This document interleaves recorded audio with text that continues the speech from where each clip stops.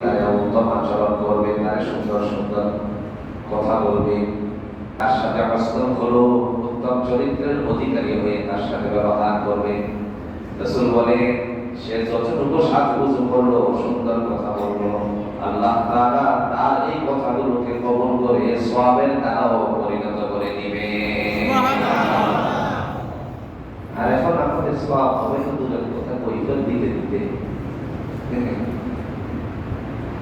যে কথা বলছিলাম, মহান আল্লাহ রাব্বুল আলামিন আরেকটা অস্তিত্ব তৈরি করলেন। অস্তিত্ব তৈরি করার পরে জাতির সামনে বললেন, বান্দা এসো, আমি আমার পক্ষ থেকে আদম আর হাওয়াকে দুনিয়াতে পাঠানোর পিছনে উদ্দেশ্য হলো যেন তারা আমার হুকুমের তাবেদারি করতে পারে এবং জাতিকে শিক্ষা দিতে পারে।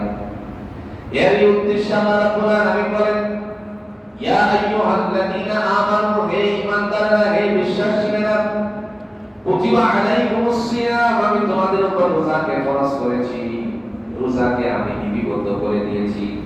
তাফসীরকারগণ বলেন, আই ফুরিদা আলাইকুমুস সিয়াম, রোজাকে আমি তোমাদের জন্য ফরজ করে দিয়েছি। আমরা বলতে পারি আল্লাহ এত বড় কেন জুলুমটা আমাদের উপরে করলেন?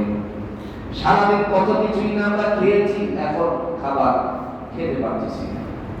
আল্লাহ বলেন, মনে করো না শুধু তোমাদের উপরে এই দায়িত্বটা চাপিয়ে দিয়েছি, কামা কুতিবা আলাল্লাযীনা মিন ক্বাবলিকুম লাআল্লাকুম তাত্তাকুন, তোমাদের পূর্বপুরুষ যারা ছিল তাদের উপরে আমি এই দায়িত্বটা বুঝিয়ে দিয়েছিলাম। জোরে বলুন সুবহানাল্লাহ।